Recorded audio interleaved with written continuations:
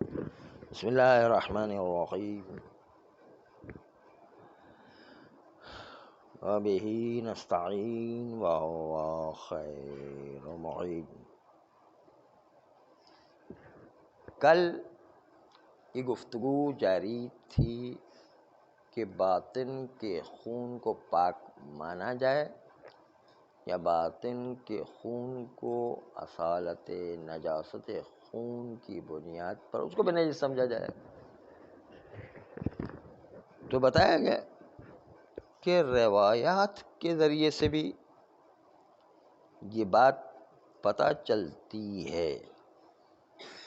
کہ داخلی خون نجس نہیں ہے یا کم سے کم منجس نہیں ہے، اور اس کے لیے ایک روایت آپ کے سامنے پیش کر رہے ہیں کہ اندر کا خون نجس نہیں ہے یا کم سے کم منجس نہیں ہے۔ آئیے وہ روایت کو ملاحظہ کریں۔ ما رواہ عبد الحمید ابن ابی الدیلمی قال قلت لابی عبداللہ علیہ السلام، وہ روایت کہ جو عبد الحمید نے ابی الدیلم سے نقل کی ہے۔ عبد الحمید ابن ابی دیلم نے کہا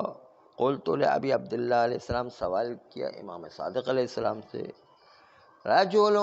یشرب الخمر، ایک آدمی جو شراب پیتا ہے، فیبصق، پھر وہ تھوک پھینکتا ہے، شراب پی کے تھوک پھینکتا، شراب پی کے تھوک پھینکا اس نے، فاصاب ثوبی من بصاقہ، اس کا تھوک میرے کپڑے پر لگ گیا۔ تو امام علیہ السلام سے پوچھا کہ میرا کپڑا شرابی کے تھوک سے نجس ہوا یا نہیں ہوا ہے؟ امام علیہ السلام نے سوال کیا تو قال لیس بشیء، تو امام علیہ السلام نے کہا کوئی حرج نہیں ہے، شرابی کا جو تھوک لگ گیا ہے اس میں کوئی حرج نہیں ہے۔ اس کا مطلب اس کا اندر کا منہ نجس نہیں ہوا تھا شراب اندر ہونے کے باوجود، کیونکہ اندر کا حصہ تھا، وہ اندر کا حصہ جو ہے وہ منہ کا نجس نہیں ہوا، کیونکہ اندر کی بات تھی نا، باطن کی بات تھی، اس لیے اس کے تھوک کے ساتھ مل کر کے اس میں نجس نہیں۔ یہاں پر شراب پیتے اس نے جو تھوک دی ایک دم، اس کے باوجود جو کپڑا نجس نہیں ہوا۔ اس سے پتہ چلتا ہے داخل والا یا تو نجس نہیں یا کم سے کم منجس نہیں ہے۔ اس لحاظ سے یہ روایت دلالت کرتی ہے کہ اندر کا حصہ نجس کرنے کا کام نہیں کرتا ہے۔ ہاں، یہ روایت جو ہے آپ نے ملے، ہاں نجس اس لحاظ سے کہ اصل وہ نجس ہی نہیں ہے کہ وہ نجس کر سکے، یہ بھی کہ انتفاع بے موضوع ہے یا انتفاع بے محمول ہے، یہ بھی فی الحال پتہ نہیں ہے، لیکن بہرحال وہ بھی ہو سکتا ہے۔ ہاں جی، باطن میں تب تک نجس نہیں، منجس کم سے کم نہیں ہے۔ اس کے بعد گفتگو شروع ہوتی ہے الدم المنجمد تحت الاظفار۔ آپ نے دیکھا ہوگا ہتھوڑی مارتے ہوئے کسی چیز پر لگنے کے بجائے انگلی پر لگ جاتی ہے ہتھوڑی کبھی کبھی، اور خون جو ہے وہاں اس ناخن کے نیچے جم جاتا ہے، یہی کہتے ہیں وہ خون جو جم گیا ناخن کے نیچے، اور تحت الجلد من البدن، یا چمڑی کے نیچے خون جم گیا، مثلا کوئی ایسا ہڈی پر لگ گیا تو وہ خون وہاں جم گیا مثلا۔ ان لم یستحل، اگر وہ خون چمڑی یا گوشت میں استحلال اختیار نہیں کیا ہوا ہے، اب استحلال ہو جانے کے بعد خون تبدیل بگوشت ہو جائے تو ایک الگ بات ہے، وہ بات نہیں ہے۔ استحلال ہو جائے تو یقیناً جو ہے استحالہ واقع ہوا اور استحالہ کے سے پاک ہو جائے گا، لیکن استحالہ ہونا بھی پتہ نہیں ہے ہمیں، خون جم گیا اور استحالہ ہونا پتہ نہیں ہے۔ وصدق علیہ الدم، اور اب تک اس جمے ہوئے خون پر عرفاً خون کا نام صادق آ رہا ہے، خون کا نام اب بھی صادق آ رہا ہے۔ کہتے ہیں کہ نجسون، وہ جمع ہوا خون چاہے ناخون کے نیچے ہو چاہے ہڈی کے ساتھ خون لگا ہوا ہو، یہ اندر کا خون جو ہے نجس، اندر کا خون ہے جو چمڑی کے نیچے ہے وہ خون نجس ہے۔ فَلَوْ انْخَرَقَ، الجلد ووصل الماء الیہ تنجس، اگر یہ چمڑی پھٹ جاتی ہے، چاہے ناخن کی چمڑی پھٹ گئی اور پانی اندر جا رہا ہے، چاہے چمڑی جو ہڈی والی تھی اس کی چمڑی پھٹ گئی اور پانی اندر جا رہا ہے، تو کہتے ہیں لبن خرق الجلد، وہ چمڑی پھٹ گئی، وصل الماء الیہ، اور پانی اس خون تک جا رہا ہے جو جمع ہوا خون تھا، تو تنجسا، تو پانی نجس ہو جائے گا اس خون کی وجہ سے، کیونکہ خون سے لگتے ہی وہ بھی پانی بھی نجس ہو جائے گا۔ وَيُشْكِلُ مَعَهُ الْوُضُوءُ وَالْغُسْلُ، ایسی حالت میں کہ جب پانی اندر جا رہا ہے تو وضو کیسے کریں گے، اور وہ سارا نجس ہو رہا ہے، نہیں پانی اندر تک پہنچ گیا، اندر تک وضو کیسے کریں، نہیں پانی اندر جا رہا ہے اور وہ نجس بھی ہے تو کیسے وضو کرے، غسل بھی اسی طریقے سے کیسے غسل انجام دیں۔ فَيَجِبُ إِخْرَاجُهُ إِن لَّمْ يَكُنْ حَرَجٌ، تو پہلا وظیفہ تو یہ کہ اگر آپ اس جمے ہوئے خون کو نکال سکتے ہیں تو اس خون کو کسی طرح نکالیں، اگر عسر و حرج پیش نہیں آ رہا ہے تو جو خون کے نیچے خون ہے، چمڑی پھٹ گئی ہے، اس خون کو کسی طرح نکالیں، یا ہڈی کے پاس جو خون جم گیا، چمڑی پھٹ گئی ہے تو اس خون کو کسی طرح نکالے تاکہ نجس کی حالت میں وضوء غسل نہ ہو، نکال سکتے ہیں اور کوئی عسر و حرج پیش نہیں آتا تو خون کو نکالیں۔ ان لم یکن حرج، اگر کوئی عسر و حرج پیش نہیں آ رہا تو ناخن کے نیچے والے خون کو، جمے ہوئے خون کو نکالیں۔ وَمَعَهُ يَجِبُ أَن يَجْعَلَ عَلَيْهِ شَيْئًا مِثْلَ الْجَبِيرَةِ، اور اس عسر و حرج کی وجہ سے، معاہو یعنی اس عسر و حرج کے ساتھ، یجب ان یجعل علیہ شیئا، واجب ہے کہ اس ناخن پر جس پر خون جم گیا ہے، یا اس ہڈی پر جس پر خون جم گیا ہے، اس کے اوپر ایک کپڑا رکھے، جبیرہ رکھے، پاک کپڑا رکھے، مثل الجبیرہ، جبیرے کی طرح کپڑا رکھے، وَيَتَوَضَّأَ، پھر اس کے اوپر سے گیلا ہاتھ پھیرے گا، یا غسل کے، او یغتسل، اسی کپڑے کے اوپر سے غسل کے وقت بھی جو ہے ہاتھ پھیرے گا نہیں، تاکہ جو ہے غسل کے اندر وہ پانی اس کے اندر نہ چلا جائے اور نجس ہو جائے مثلا۔ ھذا اذا علم انہ دم منجمد، یہ اس وقت ہے کہ جب ناخن کے نیچے یقین ہے کہ خون جم گیا ہے، کہ چمڑی کے نیچے یقین ہے کہ ہڈی میں خون جم گیا ہے، تب کی بات ہے۔ وَإِنِ احْتُمِلَ كَوْنُهُ لَحْمًا صَارَ كَالدَّمِ مِنْ جِهَةِ الرَّزِّ، لیکن اگر خون ہونے کا احتمال ہو، خون ہونے کا یقین نہیں ہے، جو ہتھوڑی لگی تو خون ہونے کا جو ہے یقین نہیں ہو رہا ہے کہ خون ہے یہ، بلکہ احتمال یہ ہو رہا ہے کہ ہلکی سی لگی ہے، تو ہو سکتا ہے کہ اندر کا جو خون ہے ہتھوڑی لگنے کے سے اس گوشت کا رنگ لال ہو گیا ہے، خون نہیں ہے، یعنی اندر چمڑی اتنی پھٹی نہیں کہ خون نکلا ہے، بلکہ ذرا لگ گیا تو وہ چمڑی جو ہے لال رنگ کی ہو گئی، اندر کا گوشت لال رنگ کا ہو گیا۔ اس طرح آپ نے اگر پریکٹیکل کیا ہو، اور کیا ہوگا یقیناً، کہ جب انسان کھجاتا ہے تو کھجانے میں کبھی خون نکل آتا ہے، کبھی کھجانے میں خون نہیں نکلتا، وہ گوشت جو کھرچا ہے اس گوشت کے اندر رنگ لال رنگ کا ہو جاتا ہے، خون نہیں نکلتا اس کے اندر، وہ چونکہ گوشت کے اوپر تھوڑا سے کھرچن ہو جاتی ہے، اس کی وجہ سے وہ گوشت لال رنگ کا ہو جاتا ہے۔ تو اب شک کرتے ہیں کہ ہلکی سی ہتھوڑی جو ناخن پر لگی ہے، نیچے خون جمع ہے یا وہ خون نہیں ہے بلکہ وہ لال رنگ کا گوشت ہے، کیا ہے یعنی تو ملا کونہ لحمن، اگر وہ لال رنگ کی چیز احتمال ہے کہ وہ گوشت ہو، سارا قدم، وہ خون کی طرح لال ہو جایا کرتا ہے، من جہت رز، اس کے اوپر چوٹ پڑنے کی وجہ سے، اس کو ناخن سے خرچنے کی وجہ سے جس طرح لال رنگ کا ہو جایا کرتا، اس طرح یہاں پر بھی لال رنگ کا ہو گیا ہے. کما یکون کذالک غالباً، جس طریقے سے یہ کھجانے میں تو عام طور پر ہو جایا کرتا ہے، راز میں اس پہ ناخن مارنے سے یہ تو اکثر ہو جایا کرتا ہے. فہو طاہر، اگر احتمال ہے کہ گوشت ہو اور احتمال ہے کہ خون ہو، دونوں کے درمیان جب شک ہو رہا ہے تو اس کو پاک مانا جائے گا. آئیے اب اس سلسلے میں جو صاحب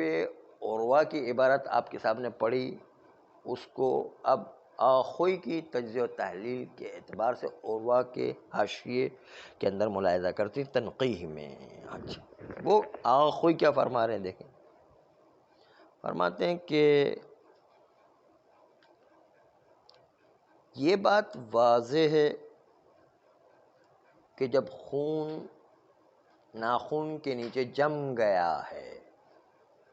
اور پتہ ہے کہ خون ہی ہے، تو جم جانا مطہرات میں سے نہیں ہے، اس لیے خون جم جانے کے باوجود بھی نجس رہے گا، کیونکہ پتہ ہے کہ خون ہے. جم جانا جو ہے اس کو پاک نہیں کر دیتا ہے. ہاں اگر پتہ نہ ہو کہ یہ خون ہے بھی کہ نہیں، یا پتہ نہ ہو کہ خون تھا اور استحالہ ہو کر گوشت بن گیا ہے یا نہیں، کچھ پتہ نہیں چل رہا ہے، نہ خون ہونے کا پتہ چل رہا ہے نہ استحالہ کا پتہ چل رہا ہے. استحالہ کا معنی میں کہ خون ہو پھر جو ہے وہ گوشت ہو جانے میں استحالہ میں شک ہو جائے تو نہیں چلے گا، وہ تو استصحاب بقائے خون رہے گا. نہیں، وہ پہلے سے پتہ نہیں چل رہا ہے کہ یہ خون تھا کہ جو جم کر کے وہ جو ہے گوشت بن گیا ہے، کہ خون تھا ہی نہیں اصلاً، یہی نہیں پتہ چل رہا ہے. ابھی وہ گوشت تو ہو گیا ہے لیکن پتہ نہیں خون تھا کہ نہیں تھا. یوں اس معنی میں سمجھیں کہ ابھی گوشت تو ہو گیا ہے لیکن پتہ نہیں کہ پہلے خون تھا کہ نہیں تھا مثلا. تو اب جو کیا ابتدائی شک ہے، خون کے ہونے میں ہی ابتدائی شک ہے. دو شک ہیں، ایک تو یہ کہ انگلی پر ہتھوڑی لگ گئی، اب یہ لال رنگ کی چیز خون ہے یا نہیں پتہ نہیں چل رہا. یہ تو ہو گیا شک کے ابتدائی. اس میں اصل برات جاری کریں گے، طہارت قاعدے طہارت جاری کریں گے، اصل اباحہ جاری کریں گے. دوسرا شک جو ہے وہ یوں تصور نہیں کریں گے خون تھا پھر شک کرتے ہیں کہ چمڑی بن گئی ہے، وہ گوشت بن گیا ہے یا نہیں، یہ والا شک اس میں تو استصحاب بقائے دم ہو جائے گا، نجس ہو جائے گا. یہ نہیں، بلکہ یوں کہ ابھی تو گوشت ہے،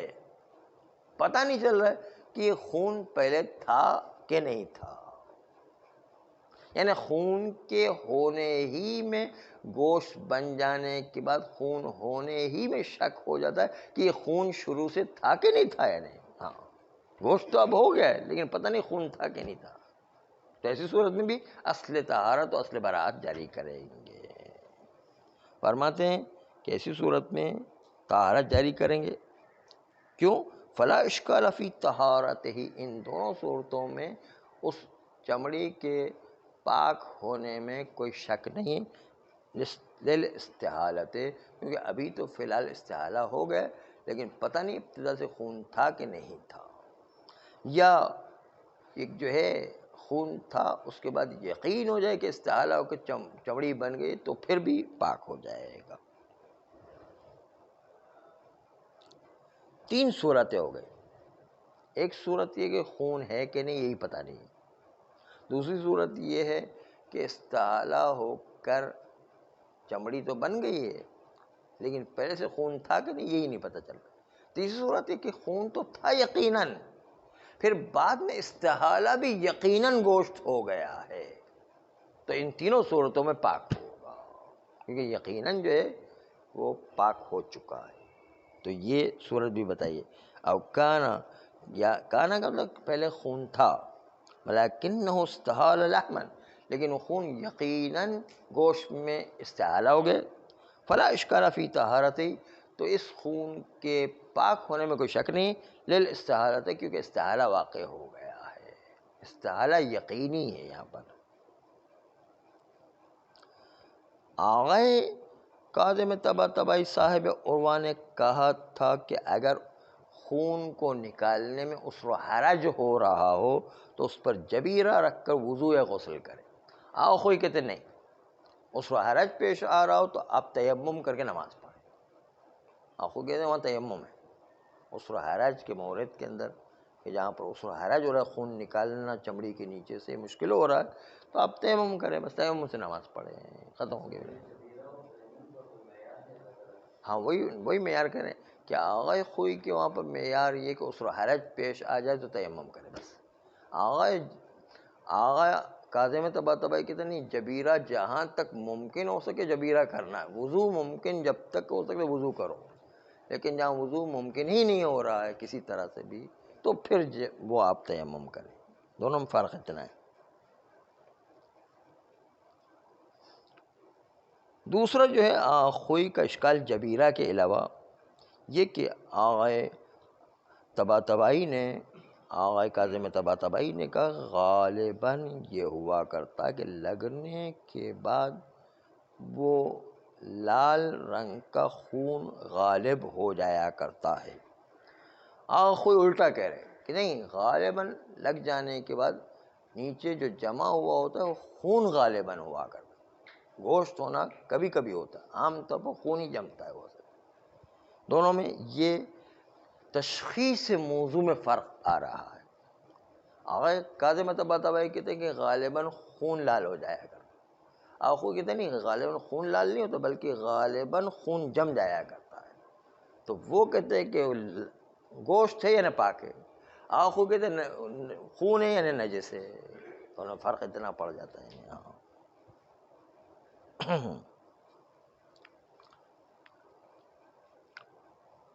پھر کہتے ہیں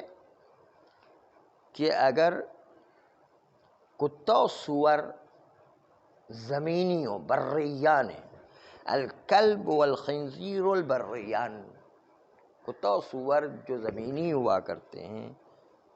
اگر یہ زمینی ہوں تو پھر دون البحری منہما، کتا و سور دریائی نہ ہوں تو یہ بھی نجس ہوا کریں گے، نجاسات کے باب میں یہ بھی نجس ہیں۔ کہتے ہیں خوئی کا بیان سنیں کہ اما الکلب فلا اشکال فی نجاستہ عند الامامیۃ فی الجملۃ، کتے کے اندر تو کوئی شک نہیں ہے کہ کتا نجس ہے،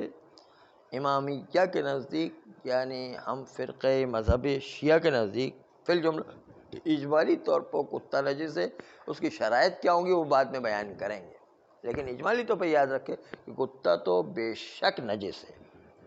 والاخبار فی نجاستہ مستفیضۃ بل متواترۃ، بلکہ کتے کے نجس ہونے میں اخبار مستفیضہ تو چھوڑ دیں، جو تواتر کے قریب قریب ہوا کرتے وہ چھوڑ دیں، بلکہ تواتر ہی ہے۔ وقد دلت علیہ بألسنۃ مختلفۃ وفی بعضها، روایات تواتر دلالت کرتی کتے کے نجس ہونے پر مختلف زاویوں سے اور مختلف زبانوں سے امام علیہ السلام نے بیان کیا ہے۔ وفی بعضها، بعض روایات میں یوں آیا ان الکلب رجس نجس، کلب پلید چیز ہے اور نجس چیز ہے، ایک روایت میں آیا، وآخر دوسری چیز میں آیا، دوسری روایت میں ان اللہ لم یخلق خلقا انجس من الکلب، اللہ نے کوئی مخلوق پیدا نہیں کی جو کتے سے زیادہ نجس ہو۔ وفی ثالث، دوسری روایت، تیسری روایت میں لا واللہ انہ نجس، لا واللہ انہ نجس، خدا کی قسم کہ یہ نجس ہے، خدا کی قسم یہ نجس ہے۔ وفی رابعین، تیسری روایت میں ان اصاب ثوبک من الکلب رطوبۃ، اگر تمہارے کپڑے پر کتے کی کوئی رطوبت لگ جائے فاغسلہ، تم اس کپڑے کی رطوبت کو جو کتے سے لگ گئی ہے اس کو دھو لو۔ وفی خامس، تیسری روایت میں سألتہ عن الکلب، میں نے اس کتے کے بارے میں امام سے سوال کیا، یشرب من الاناء، جو کسی برتن سے پانی پیتا ہے، قال اغسل الاناء، آپ اس برتن کو دھو لو، الی غیر ذالک من النصوص، اس کے علاوہ بہت سارے روایات ہیں جو کتے کے نجس ہونے کو ثابت کر رہی ہے۔ اس لیے کتے کے نجس ہونے میں تو کوئی امامیہ کے نزدیک ذرہ برابر بھی شک نہیں کہ کتا نجس ہوا کرتا ہے۔ جی سنی تو سن کے سن ہو گیا، اب کیا کر سکتے ہیں۔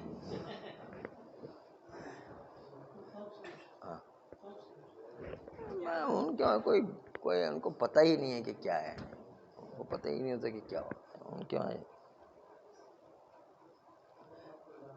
ان روایات کے مقابل میں کتے کے ظاہراً پاک ہونے کی روایت بھی ہے۔ اب وہ روایت کو فی مقابلہا، ان نجاست کی روایت کے مقابل میں، ما یدل بظاہرہ علی طہارت الکلب، وہ روایت ہے جو ظاہری طور پر کتے کے پاک ہونے پر دلالت کرتی ہے۔ وَلِأَجْلِهِ قَدْ يَتَوَخَّمُ حَمْلُ الْأَخْبَارِ الْمُتَقَدِّمَةِ عَلَى التَّنَزُّهِ وَالِاسْتِحْبَابِ مِنْهَا،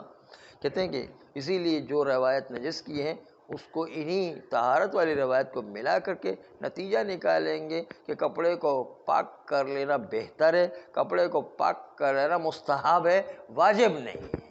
دونوں کو ملائیں تو اس کا نتیجہ نکلتا۔ وَلِأَجْلِهِ، اسی طہارت والی روایت کے قد یتوہم، توہم کے حمل الاخبار المتقدمہ، کہ جو نجس والی روایت گزری، علی التنزہ والاستحباب، ان روایات کو تنزہ یعنی پاکیزگی پر حمل کریں گے اور استحباب پر حمل کریں گے۔ کپڑا جس میں کتے کا تھوک لگ گیا ہے، رطوبت لگ گئی، اس کو پاک کر لینا مستحب ہے۔ اب آئیے ان روایات کو سنیں کہ جو کتے کو پاک قرار دے رہی ہیں، ظاہر اس کا ایسا ہے، دونوں کو ملائیں گے تو نتیجہ نکلے گا۔ صلی اللہ علیہ وسلم۔